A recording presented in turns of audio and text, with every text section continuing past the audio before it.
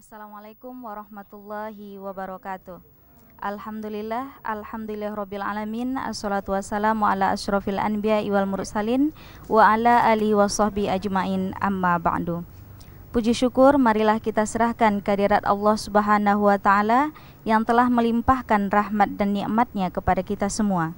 Salawat dan salam semoga tetap tercurah kepada seorang penghulu alam, yakni baginda Rasulullah sallallahu alaihi wasallam.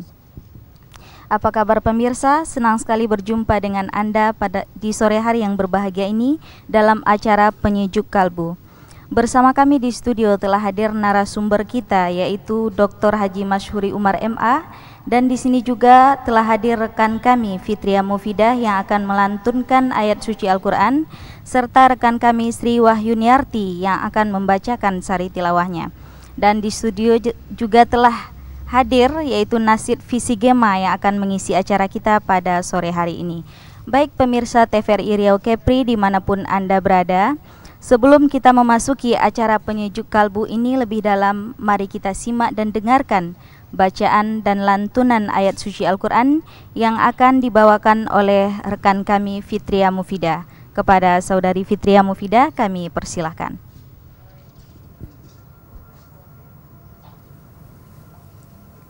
Assalamualaikum warahmatullahi wabarakatuh.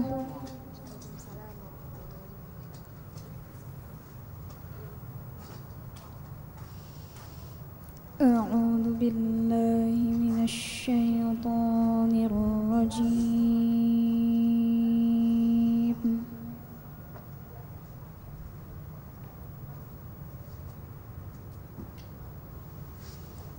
Bismillahirrahmanirrahim.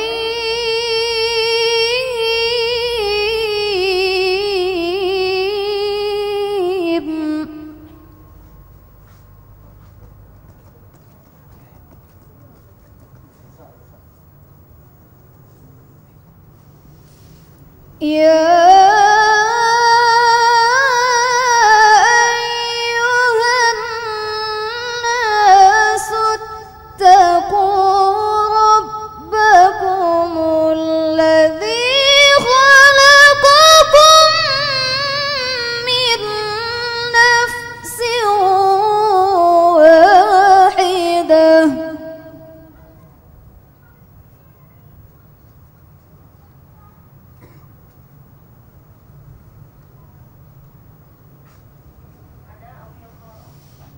وخلق منها زوجها وبث منهما رجالا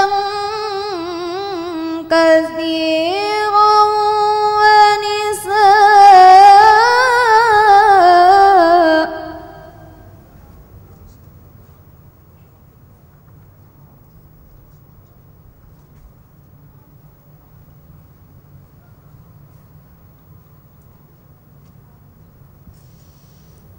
واتقوا الله الذي تساءلون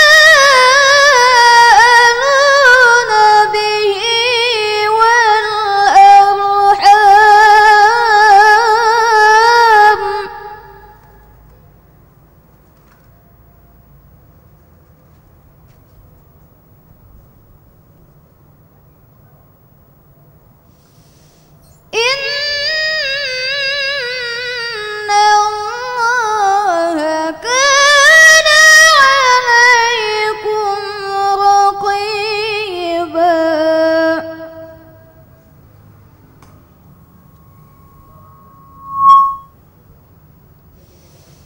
إن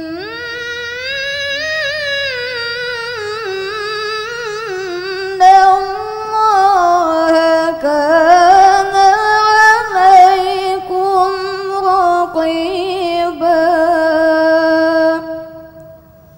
صدق الله العظيم.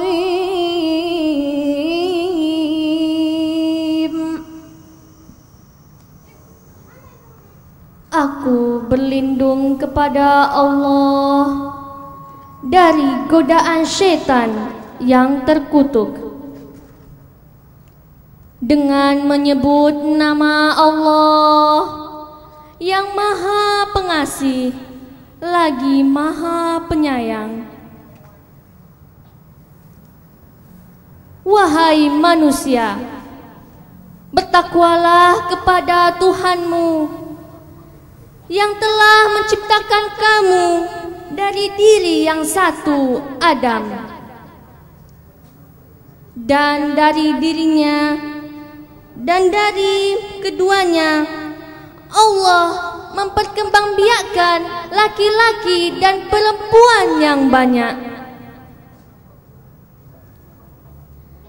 Bertakwalah kepada Allah yang dengan namanya kamu saling meminta, dan peliharalah hubungan kekeluargaan. Sesungguhnya Allah selalu menjaga dan mengawasimu.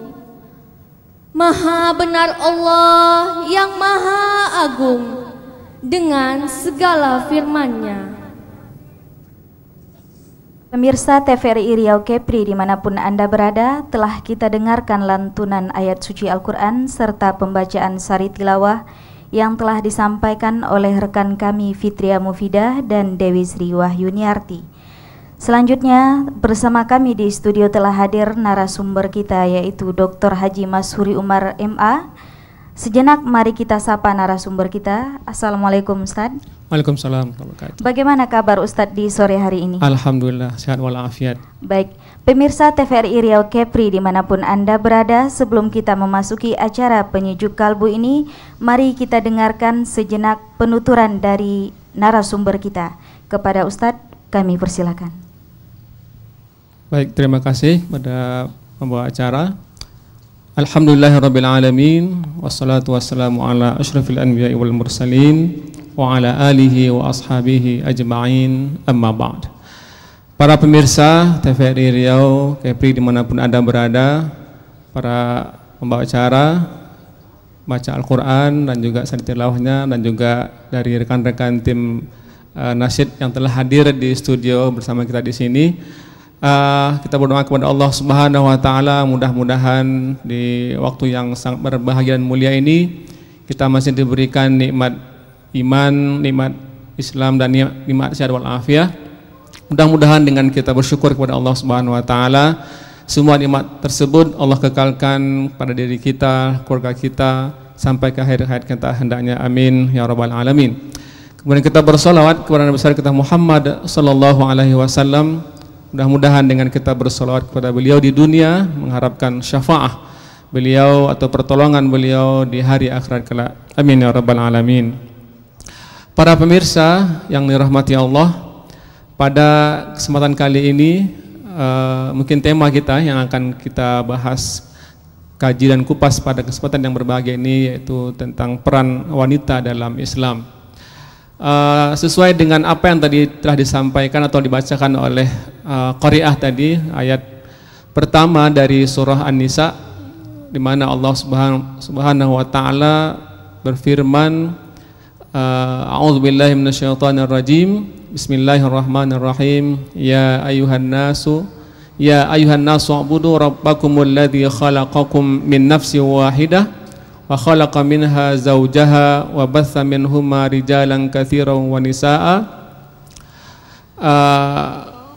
Apa sih sambungnya? Wattaqullaha alladzi tasaaluna bihi wal arham innallaha kana 'alaikum raqibah. Shadaqallahul azim. Pada ayat ini sangat jelas sekali bagaimana Allah Subhanahu wa Ta'ala menciptakan umat manusia dari satu jiwa, itu dimaksud adalah Adam alaihissalam. Dan dari Adam ini Allah ciptakan pasangannya, yaitu Siti Hawa. Nah, dan dari Adam dan Hawa inilah berkembang dan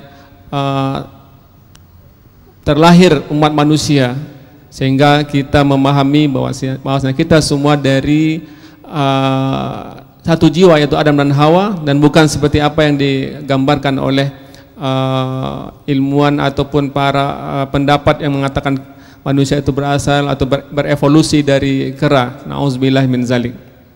Nah, dengan demikian kita mengenal dan tahu pasti bahwasanya kedudukan manusia di sisi Allah Subhanahu wa taala, sebagaimana Allah firmankan juga dalam ayat yang lain, inni ja'ilun fil ardi khalifah. Sungguhnya aku menciptakan di bumi ini, kata Allah, manusia sebagai khalifah yang akan memakmurkan dunia ini dan mengemban amanah yang telah Allah berikan kepada mereka. Dan di samping Adam sebagai manusia pertama, Allah ciptakan juga pendampingnya, zaujaha. Nah, di sini fungsi daripada seorang wanita, perannya yang begitu sangat agung dan mulia kalau kita membaca ayat suci Al-Qur'anul Karim. Dan insya Allah akan kita bahas bersama, dan kita akan mencoba mendialogkan dengan mencoba mengutip beberapa ayat suci Al-Qur'anul Karim dan juga hadis-hadis Rasulullah SAW tentang bagaimana peran wanita tersebut dalam pandangan Islam, insya Allah. Baik pemirsa TVRI Riau Kepri dimanapun Anda berada, itulah tadi sekilas acara yang akan kita bahas atau tema yang akan kita bahas di sore hari yang berbahagia ini, yaitu peranan wanita dalam Islam. Baik, sebelum kita memasuki acara ini lebih lanjut, mari sejenak kita dengarkan lantunan lagu-lagu nasyid dari Nasyid Visigema. Pada kami persilakan.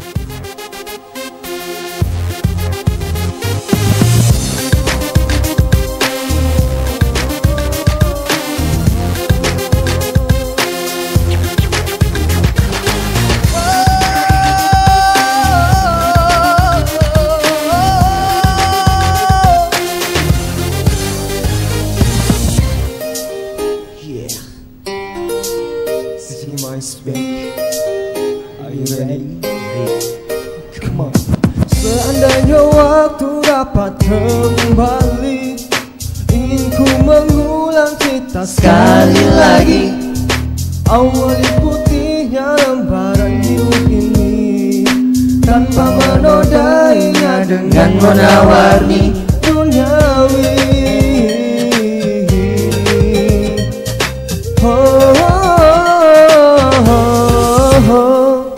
Segalanya memang pasti terjadi, tapi waktu yang berlari takkan berhenti. Bahkan kesempatan untuk berbaik hati, hanya penyesalan yang terjadi berulang kali.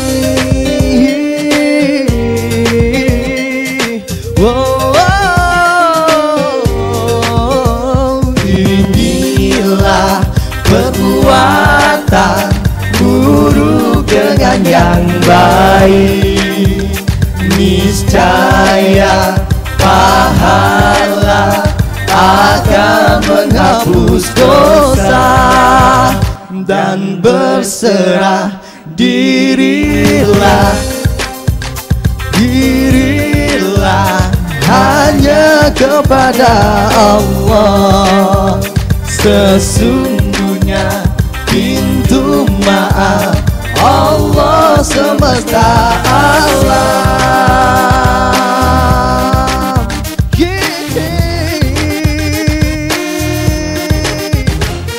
Segalanya memang pasti terjadi, tapi waktu yang berlari takkan berhenti.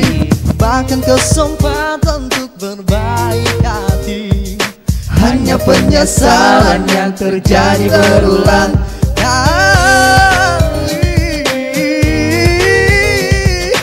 Wow, wow, wow,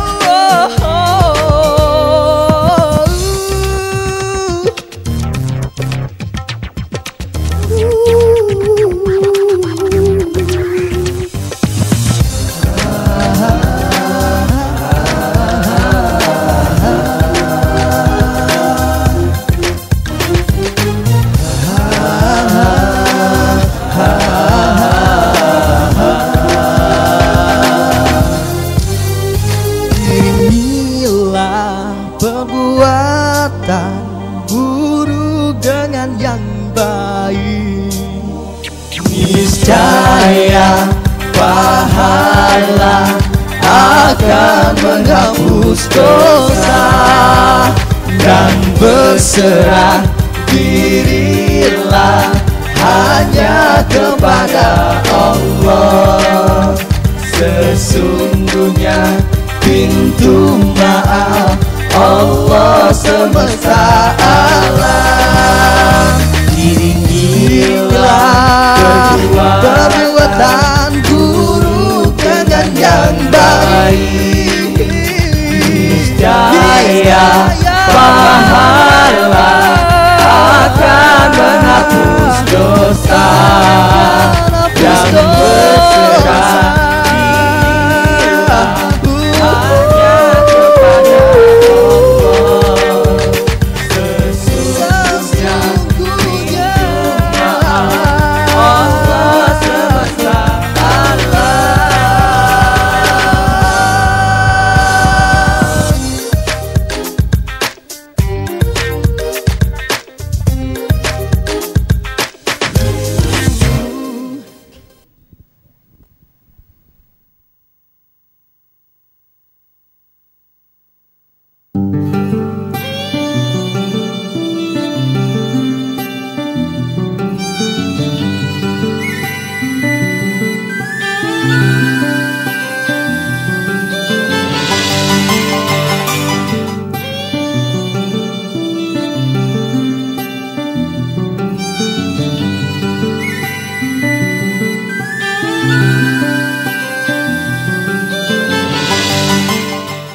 Shinsei Hong Kong Medistra.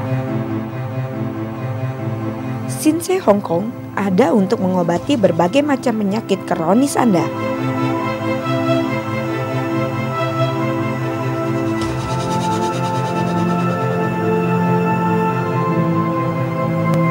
Hasil pengobatan sangat spesial dengan menggunakan resep berharga berkhasiat dan dapat dengan cepat membasmi akar penyakit.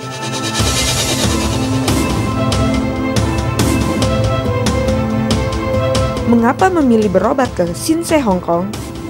Cepat, tepat, profesional, dan terjamin.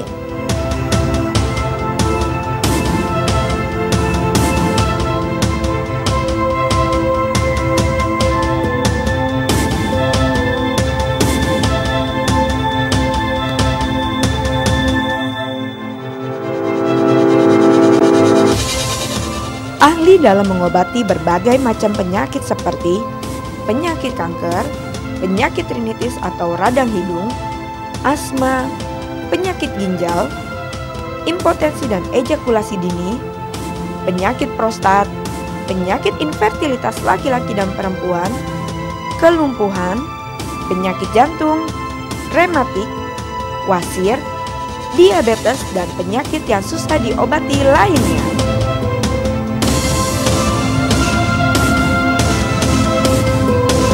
Ingat, semakin dini Anda berobat, maka semakin besar peluangnya. Kesehatan Anda adalah prioritas kami.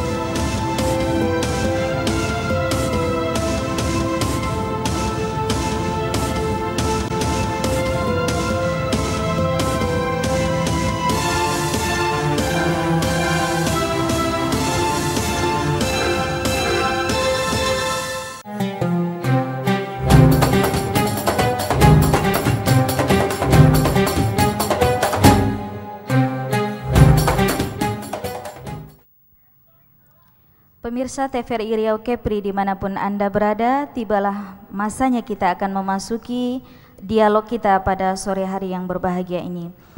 Dialog kita sore ini dengan tema peranan wanita dalam Islam. Baik pemirsa, berbicara tentang wanita ini tidak akan pernah putus-putusnya, mulai dari zaman Nabi Adam sampai zaman sekarang ini. Nah, berbicara tentang wanita pun kita tidak bisa lupa bahwa sesungguhnya wanita juga adalah manusia. Baik, sebelumnya mungkin Ustadz bisa jelaskan sedikit kepada kami tentang permulaan penciptaan manusia. Nah, di Al-Quran kita temukan bahwa manusia itu awal mulanya diciptakan adalah Adam dan Hawa. Sementara masyarakat awam masih banyak yang berkeyakinan bahwasanya asal mula manusia itu adalah dari kera. Bagaimana menurut Ustadz? Ya, Baik, terima kasih.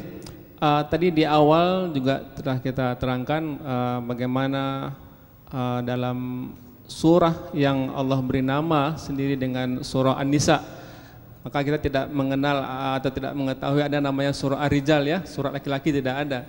Tapi di sini subhanallah Allah memberi nama salah satu surah dalam Al-Qur'an itu dengan surah An-Nisa.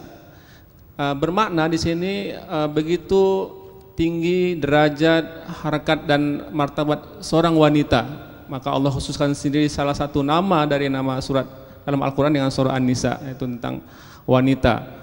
Dan pada ayat pertama inilah Allah Subhanahu wa taala menjelaskan tentang asal mula penciptaan manusia, baik laki-laki ataupun perempuan, khususnya manusia pertama yaitu Adam dan pasangannya adalah Siti Hawa. Dan disinilah dan dari dua sepasang ini nanti akan lahirlah laki-laki dan perempuan yang sangat banyak Allah sebut dalam Al-Qur'an, rijalan katsiran wa nisaa di sini. Sehingga kita bersatu pada hakikatnya dengan orang tua kita yang paling awal mula yaitu Nabiullah Adam dan Siti Hawa ini.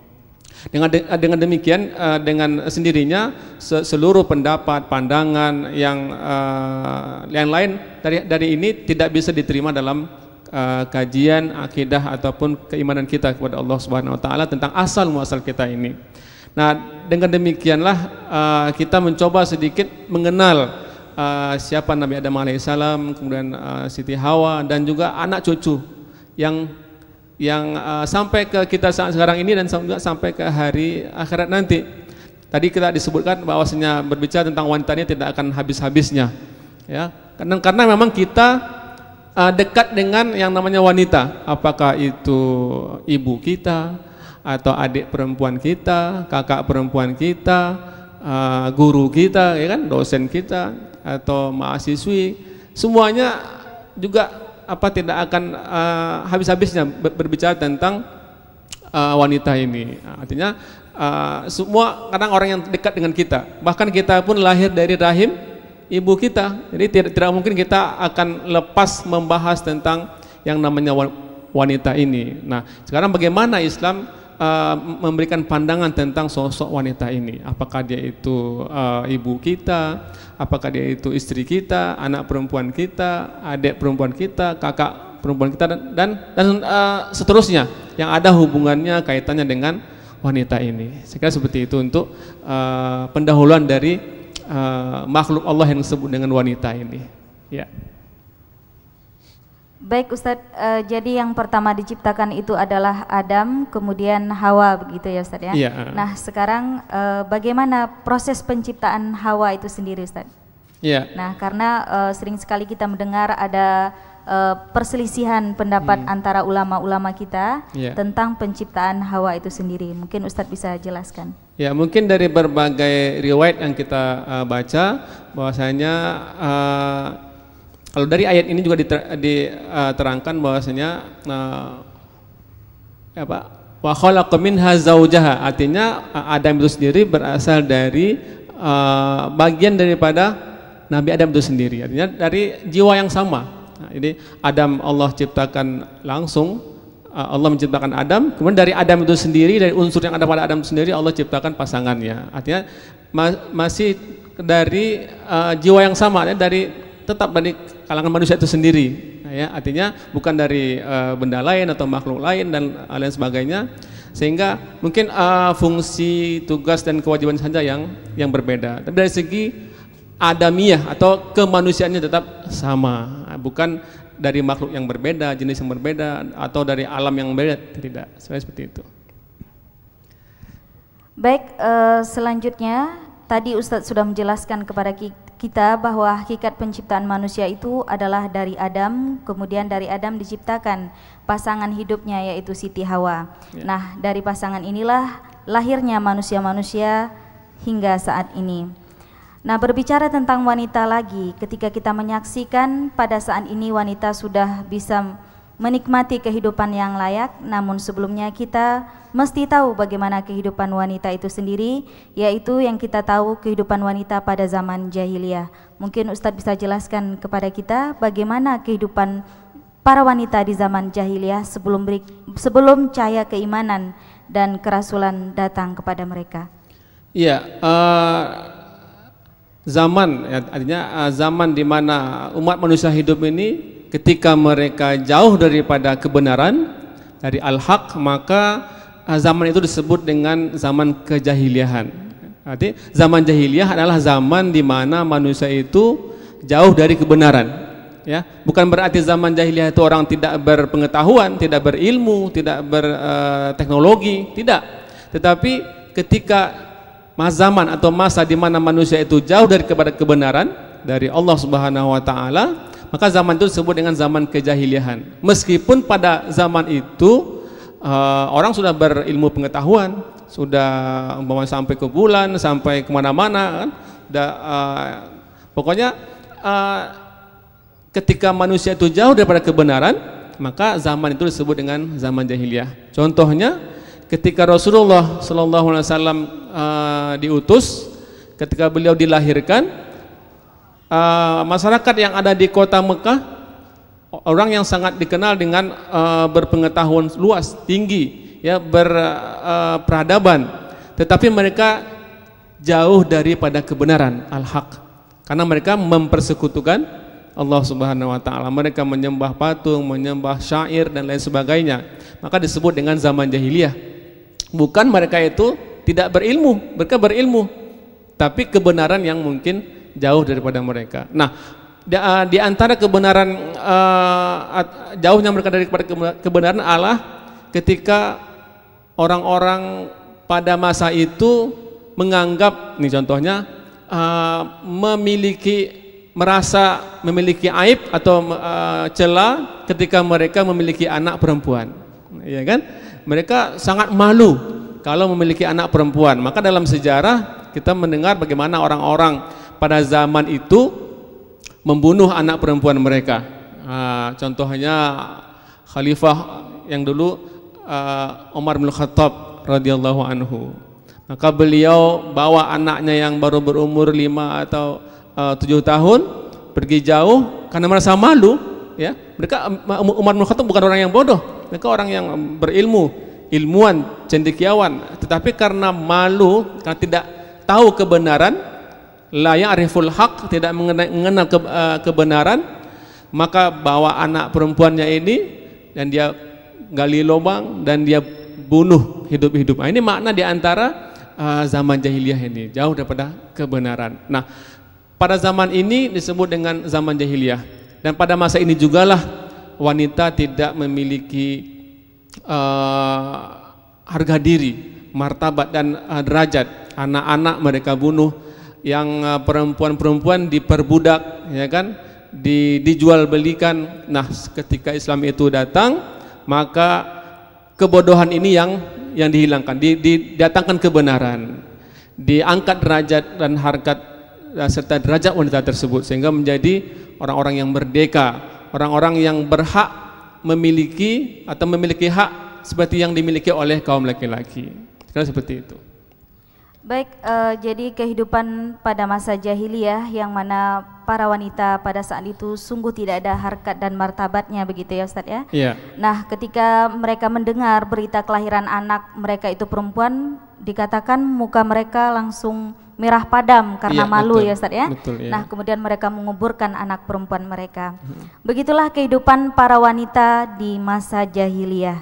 Nah, seperti yang Ustadz jelaskan tadi, zaman jahiliyah adalah zaman di mana manusia itu sangat jauh dari kebenaran, ya Ustadz ya? Iya, betul. Nah, kalau seandainya kita lihat di zaman sekarang Ustadz, masih ada juga manusia yang masih jauh dari kebenaran begitu.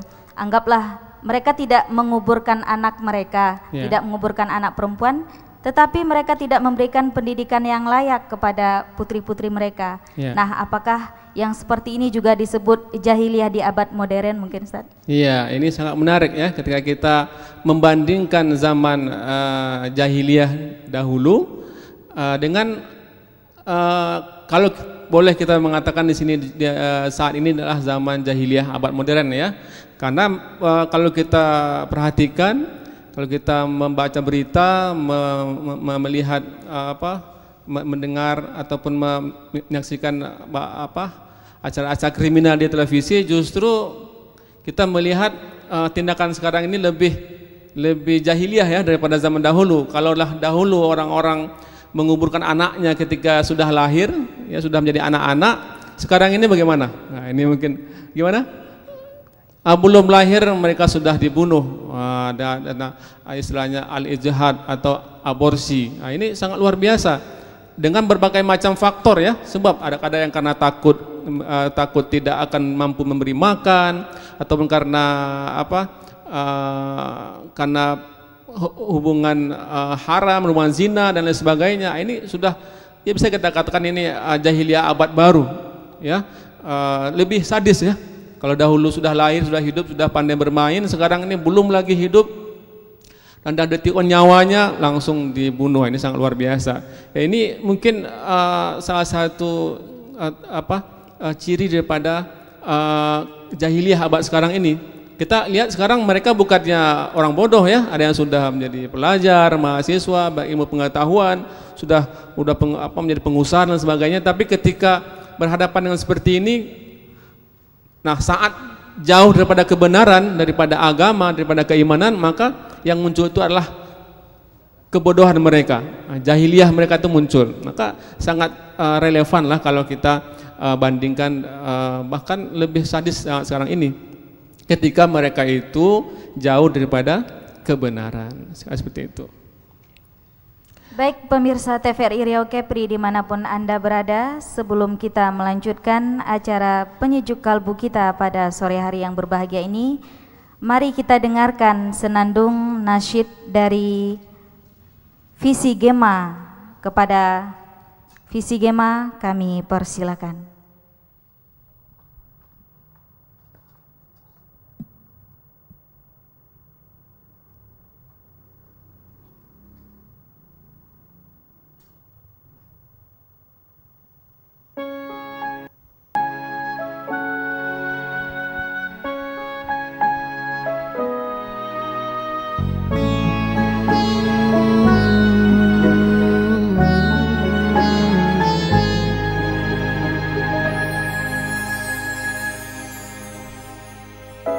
Perjalanan peliku jadi sebuah ujian, keindahan berlalu bagian kehidupan.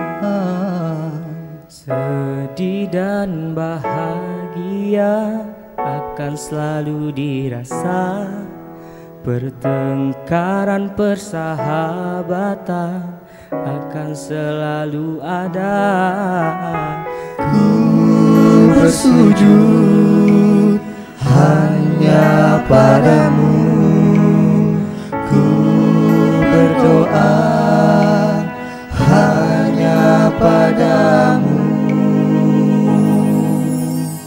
Cahaya ilahi menjadi harapan. Robi, ku mohon ampunan. Cinta hakiki menjadi pilihan. Allahu Rabbi, Allah.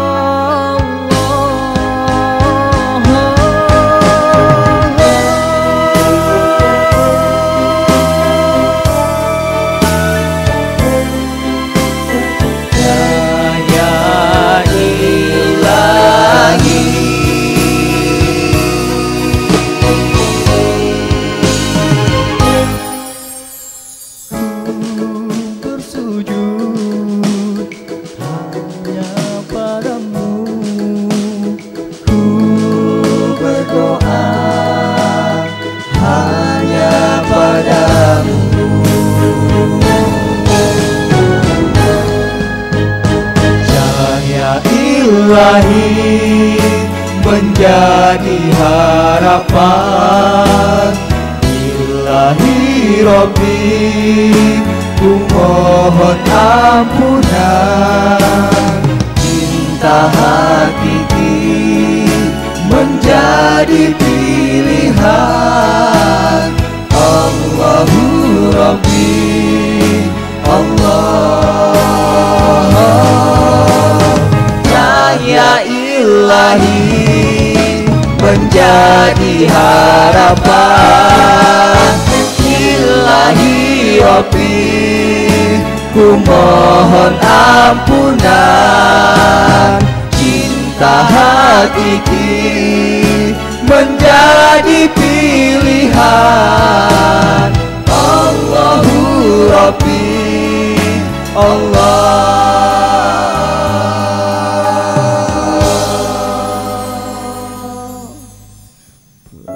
Perjalanan berliku jadi sebuah ujian.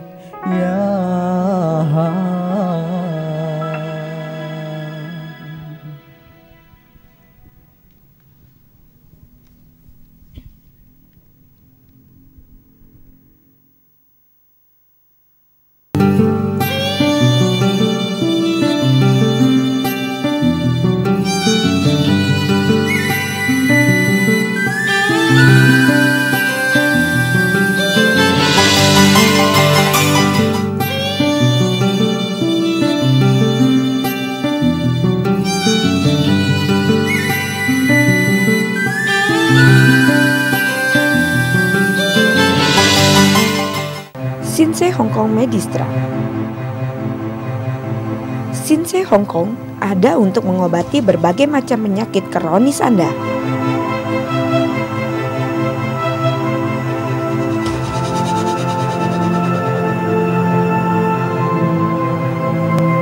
Hasil pengobatan sangat spesial dengan menggunakan resep berharga berkhasiat dan dapat dengan cepat membasmi akar penyakit.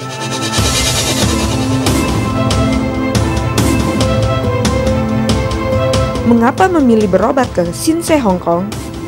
Cepat, tepat, profesional, dan terjamin.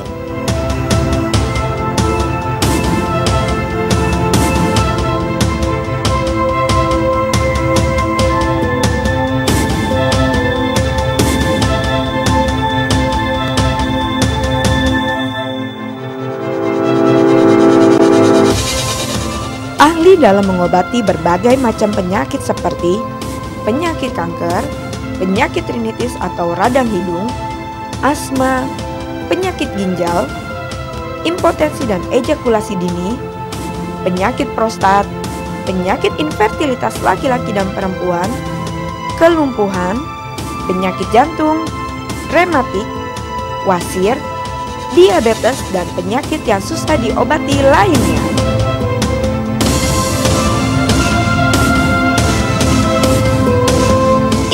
Semakin dini Anda berobat, maka semakin besar peluangnya. Kesehatan Anda adalah prioritas kami.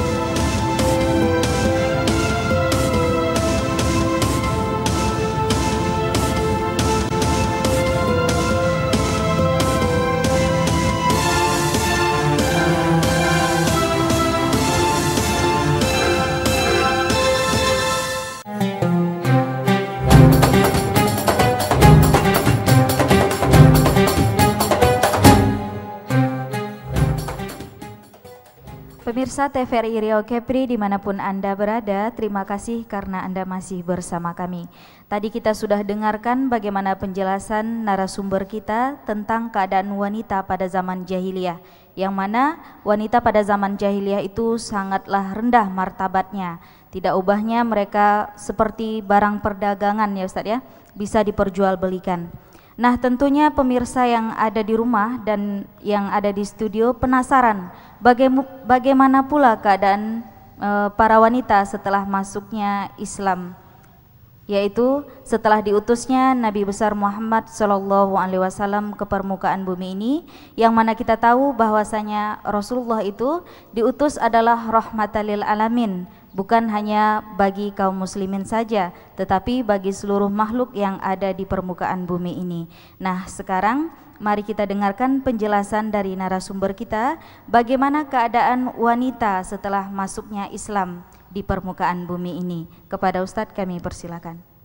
Ya, baik, terima kasih.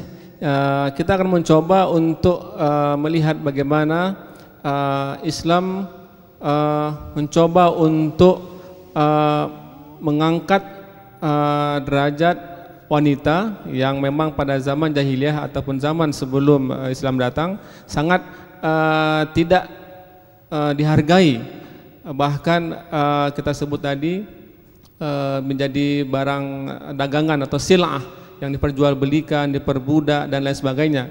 Sebenarnya kalau kita lihat zaman sekarang juga seperti itu. Bagaimana ketika ada produk-produk baru, apakah itu barang elektronik, kendaraan, makanan, minuman, pasti di sampingnya ada wanita-wanita ya, untuk katakanlah sebagai apa namanya itu, sebagai promosi ya, yang apa, modelnya dan sebagainya, sehingga ya tak tahu kita apakah ini juga bagian daripada mengangkat derajat wanita atau sebaliknya. Nah, ini yang sangat kita sayangkan. Dan ini juga menyamai zaman ketika dahulu. Kalau kita lihat juga dalam sejarah para nabi dan rasul sebelum Rasul yang terakhir Nabi Muhammad SAW, artinya nabi dan rasul pun tidak menjamin kalau istri beliau ataupun anak-anak beliau itu juga ikut beriman atau ikut bersama, ataupun juga disebut dalam nasyid juga ada bahwasanya iman itu tidak mewarisi ya. Artinya ada beberapa nabi yang ternyata istri beliau pun juga tidak ikut bersama beliau dalam keimanan, seperti istrinya Nabi Lut alaihissalam, innaha kanat minal ghabirin, ya kan? Dan artinya mereka juga yang tidak mau beriman. Artinya di sini juga bahwasanya suami meskipun juga seorang nabi pun tidak akan menjamin istrinya juga ikut beriman atau ikut jalan Allah Subhanahu wa taala. Ini juga bermakna seorang istri itu pun meskipun dia istri daripada seorang suami, dia nabi ataupun ustadz, buya, imam dan lain sebagainya, tidak akan menjamin juga ikut dengan keimanan. Bisa saja dia jauh daripada kebenaran atau ikut dengan kejahiliahannya. Makanya juga hati-hati. Seperti halnya yang dijalani oleh istri daripada Nabi Lut alaihissalam. Nah, kita lihat bagaimana pula tentang wanita pada masa Rasulullah SAW. Nah, dalam sejarah kita membaca bahwasanya Rasulullah sendiri mengakui bahwasanya beliau lahir dari seorang ibu yang memeliharanya, yaitu Siti Aminah. Kemudian dari seorang wanita Halimah Sa'diyah yang menyusuinya, ya.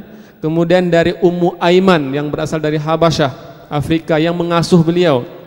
Bahkan dalam sebuah ungkapan hadisnya Rasulullah mengatakan dalam maknanya bahwa dia adalah ibuku setelah ibuku sendiri, karena beliau yang mengasuhnya. Ini Ummu Aiman. Kemudian beliau juga menikah dengan seorang wanita karir ya pada waktu itu, tapi bukan sembarang karir ini, Siti Khadijah, dan bahkan beliaulah manusia pertama atau memang orang pertama yang beriman kepada Rasulullah SAW. Kemudian juga istri-istri beliau, Siti Aisyah, Ummu Salamah dan lain sebagainya, mereka disebut juga dengan Ummahatul Mukminin, ya, ibu-ibu daripada orang-orang beriman. Yang kesemuanya itu adalah wanita. Dan kalau kita sekarang ada mengenal istilah bahwasanya wara'a kulli azimin imra'atun, ya, setiap seorang laki-laki yang besar itu pada hakikatnya di sebalik itu adalah ada seorang wanita yang juga luar biasa, ya. Keberhasilan kita bukan karena kita sendiri, ini karena ibu kita, karena ya yang di belakang itu adalah wanita. Tapi ada juga sebaliknya, kehancuran seorang laki-laki bisa juga dengan seorang wanita. Itu sejarah juga membuktikan seperti itu. Nah, pada zaman Rasulullah ini, Rasulullah sendiri yang mencoba untuk mengangkat harkat dan derajat wanita, sehingga posisi wanita pada waktu itu mungkin sama dengan laki-laki. Maka Rasulullah mewajibkan untuk menuntut ilmu kepada siapa?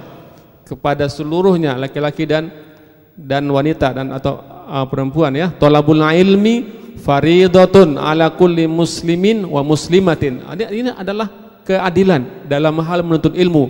Artinya seorang wanita juga harus berilmu, harus pandai, harus karena apa? Karena Rasulullah inginkan dari seorang wanita ini akan terlahir generasi-generasi yang cerdas juga. Ya, kalau tidak berilmu bagaimana dia akan mendidik anaknya? Maka di sini wajib hukumnya menuntut ilmu, tidak hanya laki-laki tapi juga untuk perempuan, ya. Muslimin wa muslimatin.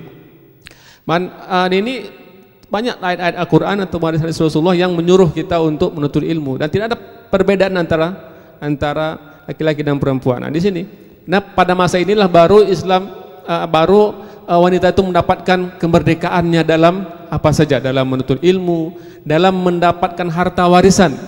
Pada zaman jahiliyah, pada zaman sebelum Islam datang, wanita tidak bisa mendapatkan ilmu, tidak bisa mendapatkan harta warisan. Nah, ketika Islam datang, mereka juga diberi hak harta warisan, walaupun setengah daripada laki-laki, kan sudah lumayan. Nah, kalau pada zaman jahiliyah mungkin tidak, mungkin wanita itu sendiri yang diwariskan karena dia menjadi barang. Ya kan? Nah, di sini kita melihat bagaimana Islam memberikan kedudukan yang dihormati, yang disegani, yang dihargai. Dengan demikian, ketika wanita itu berilmu, ketika wanita itu memiliki pengetahuan, diharapkan wanita ini menjadi melahirkan generasi yang baik, yang mulia, yang berilmu juga. Maka dikatakan oleh seorang penyair Muslim, Ahmad Syauqi, mengatakan al-ummu madrasatun, ya, al-ummu madrasatun idza a'dattaha a'datta sya'ban thayyibal a'raq. Kata beliau, seorang ibu itu ibarat madrasah, sekolah, ya. Mampu kita mempersiapkan seorang ibu, maka kita akan mampu melahirkan generasi-generasi yang harum, wangi keringatnya. Itu luar biasa begitu. Karena ibu inilah madrasah yang pertama yang akan melahirkan, ya. Bahkan sebelum melahirkan pun dia sudah mendidik anaknya dalam kandungan. Dan sebelum itu lagi, bagaimana seorang ibu pun juga pandai-pandai dalam memilih calon ayah daripada anak-anaknya mereka. Nah, saat kemudian melahirkan, kemudian merawat, memelihara, mengasuh dan sebagainya ini, kalau tidak ada ilmu, tidak ada agama, maka akan terlahir generasi-generasi yang mungkin akan malah menjadi sampah masyarakat. Nah, kalau ibu yang sudah berpengetahuan, wanita yang telah berilmu dan memiliki keimanan, insya Allah tidak akan ada permasalahan dalam rumah tangga, tidak akan ada percekcokan antara suami istri, tidak akan terjadi kejahilian yang kita lihat pada zaman sekarang ini. Bagaimana seorang ibu, kita lihat beberapa minggu yang lalu, tega meracuni anaknya, kemudian setelah itu dia pun gantung diri. Nah, ini kan bukti daripada jauh daripada kebenaran. Bagaimana hati seorang ibu mampu berbuat seperti ini. Ini yang sebenarnya sudah pada hakikatnya sudah dihapus oleh Rasulullah ketika beliau datang, ketika Islam datang dan ingin menyelamatkan umat manusia, terutama wanita yang akan menjadi seorang ibu dan lain sebagainya. Seperti itu. Ya. Baik Ustadz, tadi Ustadz sudah jelaskan bagaimana perbedaan yang nyata ya Ustadz ya, antara kehidupan wanita pada zaman jahiliyah dan kehidupan wanita setelah masuknya Islam. Nah, jelas sekali di sana setelah Islam masuk, kaum wanita mulai mendapatkan penghormatan atas dirinya sendiri, yang mana ketika zaman sahabat juga banyak sekali wanita yang menjadi ilmuwan begitu ya Ustadz ya.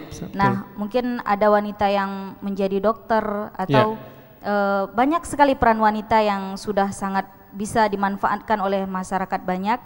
Nah, ketika kita katakan bahwa seorang ibu al-ummu madrasatul ula, ibu adalah pendidik yang pertama. Kemudian di lain kata kita sering mendengarkan bahwasanya al-jannatu tahta aqdamil ummahat, begitu ya Ustaz ya? Ya, betul. Nah, di surga itu berada di bawah telapak kaki kaum ibu, dan kita tidak pernah dengar bahwasanya surga itu berada di bawah telapak kaki kaum bapak ya Ustaz ya? Iya, betul. Nah, Iya. di sini adalah salah satu bentuk keutamaan kaum wanita dari kaum pria, anggaplah seperti itu. Ya. Nah, mungkin Ustadz bisa jelaskan ketika dikatakan bahwa ibu adalah pendidik yang pertama, Ya. dengan melihat kenyataan yang ada, banyak sekali mungkin para wanita yang lupa akan kodratnya sebagai seorang wanita, begitu Ustadz. Ya. Nah, bagaimana menurut Ustadz ketika seorang wanita ini tidak lagi bisa menjadi pendidik yang pertama bagi anak-anaknya, dan ibu seperti apa yang surga itu tidak ada di bawah telapak kakinya? Mungkin Ustadz bisa jelaskan. Ya, baik, terima kasih. Disinilah kita melihat mungkin peran yang utama dan pertama dari seorang wanita ketika dia sudah mulai beranjak kepada fase berikutnya, ya. Karena kalau kita melihat wanita itu, apakah dia fase anak-anak, kemudian remaja, kemudian mungkin nanti berangkat kepada dia sebagai seorang ibu, ataupun istri kepada suaminya, ataupun nanti dia sudah sebagai nenek yang dia sudah memiliki cucu. Nah, di sini kita melihat bagaimana fungsi atau peran yang sangat urgen sekali ketika dia sudah menjadi seorang ibu, karena dia tidak lagi memikirkan diri dia sendiri, tapi dia juga memikirkan bagaimana melahirkan, bagaimana mendidik, membentuk generasi berikutnya yang akan mewariskan atau yang akan mewarisi keimanannya, yang akan mewariskan generasi yang kuat dalam makna kuat imannya, kuat fisiknya dan sebagainya. Nah, ketika peran ini tidak dimiliki oleh seorang ibu, maka tentu yang akan terjadi adalah musibah, bencana dalam rumah tangganya, atau yang disebut dengan broken home, ya, rusak, rumah tangga yang rusak. Dia tidak punya kendali lagi kemana arah yang akan dituju. Nah, ini yang mungkin banyak terjadi di kalangan rumah tangga atau keluarga yang ada saat sekarang ini.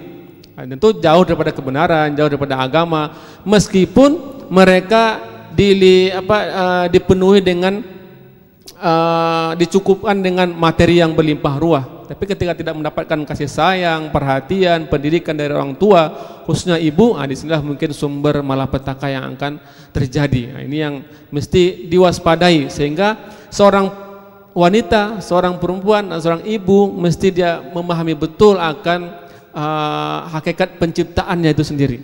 Ya, tadi kita katakan Islam menganjurkan seorang ibu itu harus memiliki ilmu. Dengan ilmu itulah nanti dia akan bagaimana dia akan mendidik anaknya, generasi dan seterusnya. Dan Islam memandang bahwasanya wanita itu bukan sebatas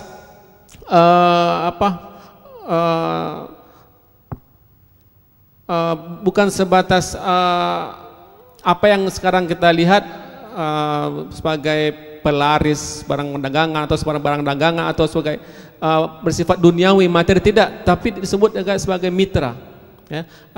Almar'atu syaqaiqur rijal, artinya seorang wanita itu adalah mitra daripada laki-laki, jadi bukan sebagai pesaing. Maka sangat berbahaya kalau ada yang mengatakan wanita itu pesaing daripada laki-laki. Tidak, bukan bersaing tapi mitra atau partner, ya, partner, mitra, kerjasama, sehingga saling melengkapi antara keduanya. Apa yang tidak dimiliki oleh laki-laki, itulah yang disempurnakan oleh wanita. Suami istri umpamanya, tidak ada yang sempurna itu. Kalau ada yang sempurna itu bukanlah suami istri. Maka ketika ada kekurangan sang suami, maka perlu ada istri yang menyempurnakan kekurangan. Mungkin juga dengan sebaliknya. An-nisa'u syaqaiqur rijal, ya. Sang wanita itu adalah mitra atau partner atau dalam hal apa saja. Dengan demikian, ketika mengakui ataupun memahami kekurangan masing-masing, disitulah nanti akan tumbuh muncul keharmonisan dalam rumah tangga tersebut. Kira seperti itu. Baik, Ustadz, ketika kita dengarkan sebuah ungkapan kata yang mengatakan Al-mar'atu ibadul bilad, iza Ya. salahatul bilad, iza fasadatul bilad. Dikatakan bahwa perempuan itu ibaratkan tiang negara begitu Ustaz ya. Iya, betul. Nah, ini menandakan bahwa perempuan juga mempunyai peran aktif gitu di dalam memajukan sebuah negara. Nah, bagaimana menurut Ustadz jikalau seandainya wanita ini sudah sibuk dengan negaranya, kemudian dia mungkin bisa lupa dengan tugas sebagai seorang wanita, tugas seorang ibu tentunya. Mungkin Ustadz bisa jelaskan. Ya, memang ini ungkapan betul ya, artinya rusaknya sebuah negara itu dimulai daripada rusaknya generasinya. Tentu generasi di maksudnya generasi mudanya. Nah, yang lebih khusus lagi adalah generasi muda wanitanya, nah, karena dia yang akan membentuk, melahirkan generasi-generasi yang berikutnya. Maka sebenarnya mudah saja dalam menghancurkan sebuah negara, yaitu dengan merusak generasinya. Kalau yang sudah tua, untuk apa lagi merusak kan? Karena memang dia sudah akan pergi, tak akan lama lagi. Tapi kalau wanita yang dirusak, maka 10-20 tahun yang akan datang, maka negara itu akan hancur. Maka wanita-wanita muslimah adalah sasaran empuk bagi pihak-pihak tertentu untuk dirusak. Maka kita lihat wanita-wanita kita itu akan dirusak dengan berbagai cara, dengan berbagai langkah-langkah yang bisa menjauhkan mereka daripada kebenaran tadi, ya, dengan pakaiannya, kemudian dengan akhlaknya, dengan bisa merusak mereka. Nah, ini yang sangat kita waspadai. Artinya di sini kita mencoba untuk bagaimana mendekatkan kembali Islam itu kepada generasi muda kita, lebih khusus lagi adalah generasi wanitanya, sehingga betul-betul mereka memahami apa peran mereka sebagai anak-anak, sebagai anak yang kewajibannya. Kalau anak itu perempuan, baktinya kepada orang tua.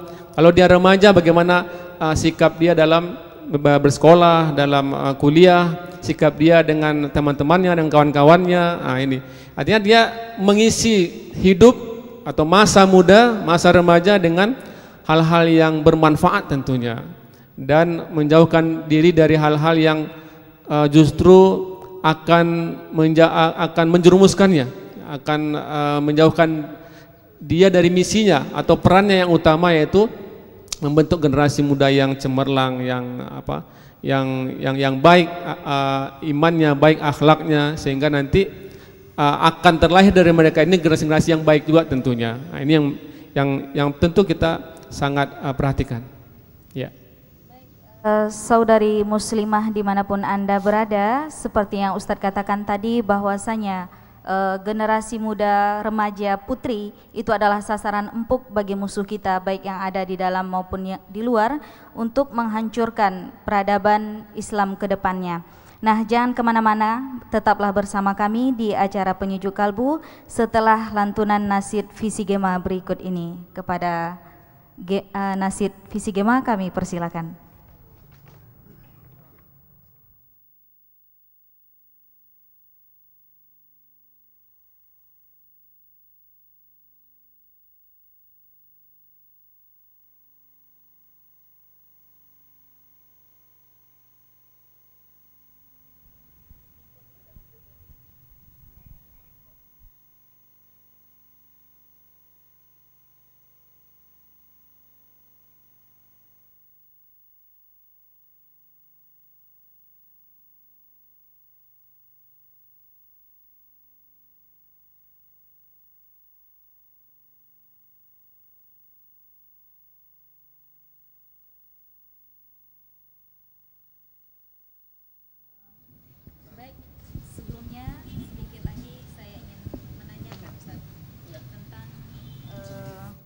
Peran wanita tadi ya Ustadz ya. Nah, ketika kita berbicara tentang bagaimana keadaan wanita setelah masuknya Islam, tadi juga kita sudah membahas bagaimana keadaan wanita pada zaman jahiliyah dulu. Nah, sekarang mungkin saya tertarik dengan satu pembahasan, satu pertanyaan, yaitu bagaimana peran wanita dalam Islam itu, Ustaz? Sementara ketika kita tahu bahwasanya ar-rijalu qawwamuna 'alan nisa begitu. Laki-laki itu adalah pemimpin bagi kaum wanita. Nah, sekarang kita mau tahu bagaimana peranan wanita itu di dalam Islam. Ya, bagaimana tadi yang telah kita terangkan, bagaimana begitu pentingnya peranan wanita dalam Islam, mulai dari peran wanita itu sebagai anak, ya, kemudian wanita itu sebagai remaja, sebagai pelajar, mahasiswa, kemudian ketika dia beranjak kepada sebagai seorang istri, kemudian ibu, nenek umpamanya. Nah, masing-masing daripada fase kehidupan yang dilalui oleh seorang wanita ini, mereka memiliki peran yang tidak kalah pentingnya. Artinya sama-sama memiliki peran yang sangat luar biasa. Bagaimana seorang anak wanita ketika dia berumur anak-anak harus menunjukkan kebaktiannya. Ya, kebaktiannya kepada kedua orang tuanya, bagaimana berbakti pada orang tua. Ini sudah diajarkan dalam akhlak Islam. Kemudian ketika seorang wanita ini sudah beranjak sebagai pelajar ataupun mahasiswa, nah bagaimana tuntutan agama, bagaimana ingin menjadi seorang wanita yang berilmu, berpengetahuan, yang tidak kalah dengan peran yang dilakukan oleh seorang mahasiswa yang laki-laki. Artinya tidak ada perbedaan antara mahasiswa ataupun mahasiswi dalam hal menuntut ilmu, dalam mencapai kegemilangan, kejayaan dalam bidang ilmu apa saja. Ya, karena sejarah telah membuktikan bahwasanya para ilmuwan tidak hanya dikuasai atau hanya didominasi oleh laki-laki, tapi juga oleh perempuan, terutama ketika perempuan ini mereferensi keilmuannya itu kepada Allah Subhanahu wa taala. Nah, ketika beranjak ketika sebagai seorang ilmuwan dalam karir apapun dia, seorang wanita, maka mestilah perannya itu tidak keluar daripada tuntunan agama. Apakah dia sebagai seorang guru ataupun perawat ataupun pegawai, maka perannya juga tidak kalah pentingnya ketika dia membawa misi-misi keagamaan, artinya membawa akhlak yang mulia, artinya juga ada misi dakwah kepada Allah Subhanahu wa taala, ya. Kemudian apapun karir yang dia tekuni. Nah, yang lebih penting lagi adalah ketika seorang wanita ini menjadi seorang ibu. Bagaimana dia mendidik anaknya, mengenalkan anaknya kepada agama, kepada keimanan, ibadah.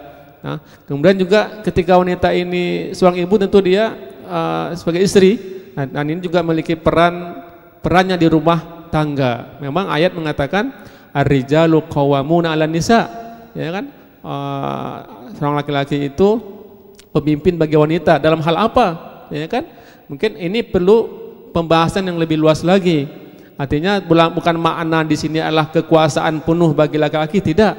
Karena ada hal-hal yang memang laki-laki yang memiliki kuasa, tapi ada yang hal-hal yang memang laki-laki itu tidak mampu dalam melakukannya, hanya mampu dilakukan oleh wanita atau istri. Nah, ini mesti adanya pembagian tugas. Maka di awal kita katakan an-nisa'u syaqaiqur rijal, wanita itu adalah mitra daripada kaum laki-laki, bukan pesaing. Maka hati-hati ketika seorang wanita itu berkarir dan memiliki kemampuan kelebihan dalam finansial, dalam masalah ekonomi, tahu-tahu dia ingin melebihi suaminya, ingin berkuasa daripada suaminya. Ini tidak boleh, karena ini ada pembagian tugas, sehingga bukan malah menyaingi suami, tidak boleh.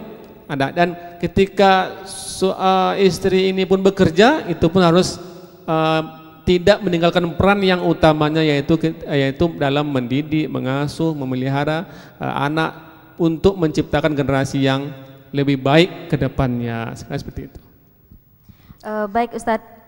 Nah, ketika kita berbicara tentang peran wanita dalam Islam gitu ya Ustadz ya, kita bisa melihat bahwasanya kalau seandainya dia laki-laki, ketika dia ingin membela Islam itu dia bisa berperang mungkin Ustadz, bisa bertempur melawan musuh, langsung terjun ke lapangan begitu ya Ustadz ya. Nah, ketika wanita dia akan bertanya, apa yang bisa saya lakukan untuk kemajuan Islam gitu Ustadz. Mungkin Ustadz bisa jelaskan apa saja yang bisa wanita lakukan itu, yang mana nanti pahalanya seperti berjihad di jalan Allah. Iya, pada zaman Rasulullah SAW tidak ada larangan bagi wanita itu untuk ikut berperang, karena memang berperang itu dan ketika mendapatkan syahadah, mati syahid adalah yang paling utama yang menjadi harapan setiap manusia, laki-laki ataupun perempuan. Al-mautu fi sabilillahi asma amanina, gitu kan. Artinya mati syahid adalah harapan yang paling utama dari setiap manusia, laki-laki ataupun perempuan. Namun jihadnya seorang wanita di rumah, bahkan melahirkan itu pun adalah jihad yang paling utama. Kemudian merawat, mendidik itu juga jihad yang tidak kalah pentingnya dengan jihad di jalan Allah, ya, atau berperang langsung secara fisik semuanya. Nah, jadi artinya masing-masing ada lahan di mana mereka berjihad, dan tidak bisa dikatakan ini lebih mulia, ini lebih baik, ini lebih daripada yang lainnya. Artinya masing-masing juga memiliki lahan di mana dia berjihad, dan itu dianggap sebagai syahadah juga di sisi Allah Subhanahu wa taala. Ya. Baik, jadi masing-masing itu mempunyai medan dakwah atau lahan untuk berjihad ya Ustaz ya. Mungkin tadi seorang wanita dikatakan ketika mereka ingin berjihad, bisa jadi ketika di saat mereka yang melahirkan anak-anak mereka, itu adalah jihad yang sangat mulia sekali ya Ustaz ya. Iya, betul. Nah, sekarang saya ingin tahu sebenarnya medan-medan dakwah seorang wanita itu bagusnya itu di mana gitu Ustaz. Karena banyak sekali kita temukan baik itu laki-laki maupun perempuan, mereka seperti sudah berkumpul di suatu lembaga atau di suatu pemerintahan begitu Ustaz. Jadi mungkin kita sudah tidak bisa membedakan lagi mana yang lebih layak bagi seorang wanita dan apa yang pantas bagi seorang laki-laki. Nah, untuk itu saya ingin sedikit penjelasan dari Ustaz. Bagusnya medan dakwah wanita itu di mana begitu? Ya, baik. Dalam Al-Qur'an Allah sebutkan a'udzubillahi minasyaitonirrajim, wa qarna fi buyutikunna wala tabarrajna tabarrujal jahiliyatil ula. Artinya di sini perintah Allah Subhanahu wa taala agar kalau berkarir pun ya di rumah. Itu mungkin karir yang paling utama. Artinya tetapi ketika karir ini berjalan dan juga karir yang lain juga bisa dijalankan, silakan, tetapi dengan syarat-syarat yang sangat ketat. Kapan seorang wanita itu boleh berkarir di luar rumahnya? Artinya ketika berkarir itu pun harus memenuhi syarat-syarat yang telah ditentukan oleh agama, sehingga terjaga dirinya, terjaga keluarganya, dan terjaga juga anak-anaknya. Nah, artinya medan di mana itu pun tidak terbatas, artinya di mana saja juga bisa berdakwah, dan jadikan itu sebagai wasilah atau sarana dalam menyampaikan dakwah tersebut. Tetapi yang paling utama sekali kalau saya menilai adalah jihad atau dakwahnya itu di rumahnya itu sendiri, karena dia yang, dan itu bukanlah perkara yang ringan, ya, bukan perkara yang ringan ketika seorang wanita itu berdakwah di rumahnya. Dalam makna berdakwah itu mengajak kepada Allah Subhanahu wa taala, mengajak generasi yang paling dekat dengan diri dia, ya anak-anaknya lah, kemudian atau suaminya atau pembantunya ataupun orang tuanya yang dekat dengan rumah tersebut. Dan itu perkara yang sangat berat, ya, tidak semua orang mampu bisa melakukan dakwah di rumahnya itu, ya.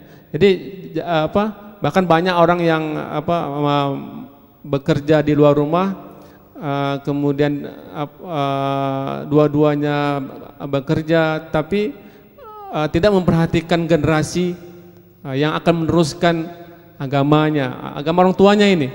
Nah, ini sehingga ini yang tidak kita inginkan. Maka ya semoga saja apapun yang kita jalani sebagai profesi, kita berperan seorang wanita, silahkan, tapi dengan syarat, dengan mempertimbangkan telah memenuhi syarat-syarat sehingga dia bisa merasa aman terhadap dirinya, aman terhadap keluarganya, ya.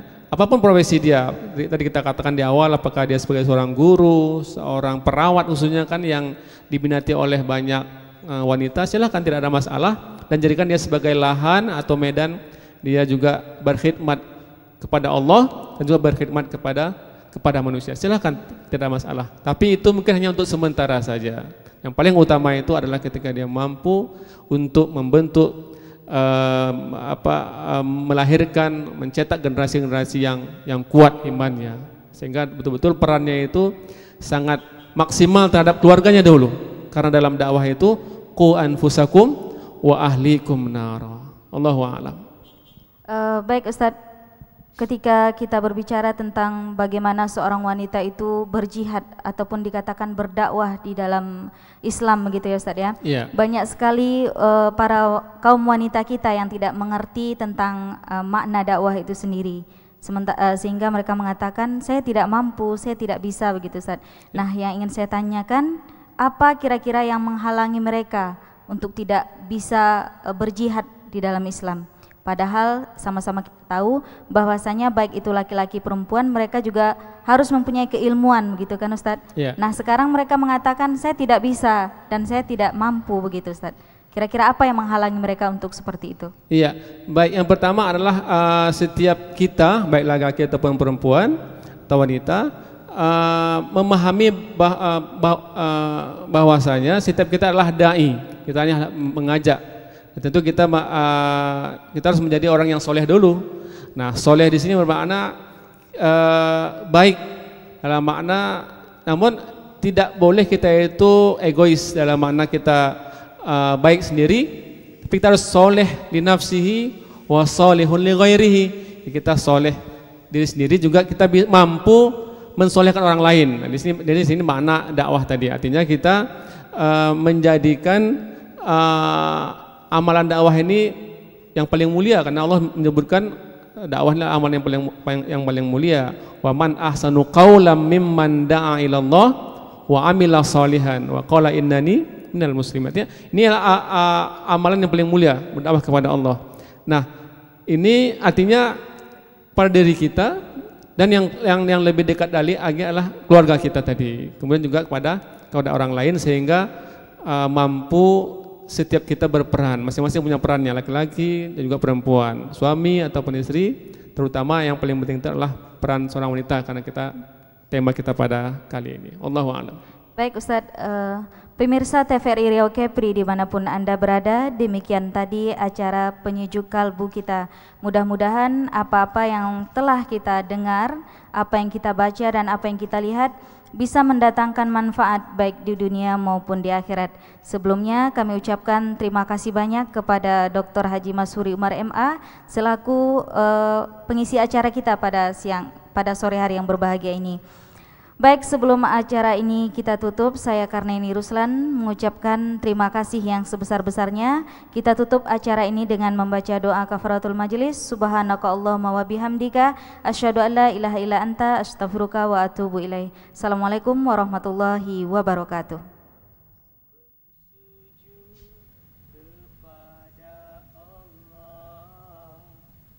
Bersyukur sepanjang setiap nafasmu, seluruh hidupmu, semoga diberkahi Allah. Setiap nafasmu, seluruh hidupmu, semoga diberkahi Allah. Bersabar taat pada Allah, menjaga keikhlasannya.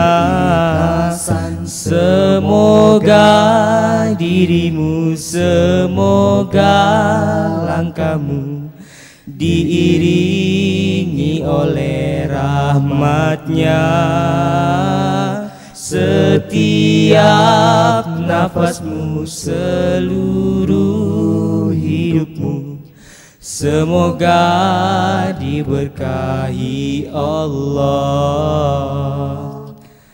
Alhamdulillah wa syukurillah, bersyukur padamu ya Allah. Kau jadikan kami saudara, indah dalam kebersamaan. Alhamdulillah wa syukurillah, bersyukur padamu ya Allah.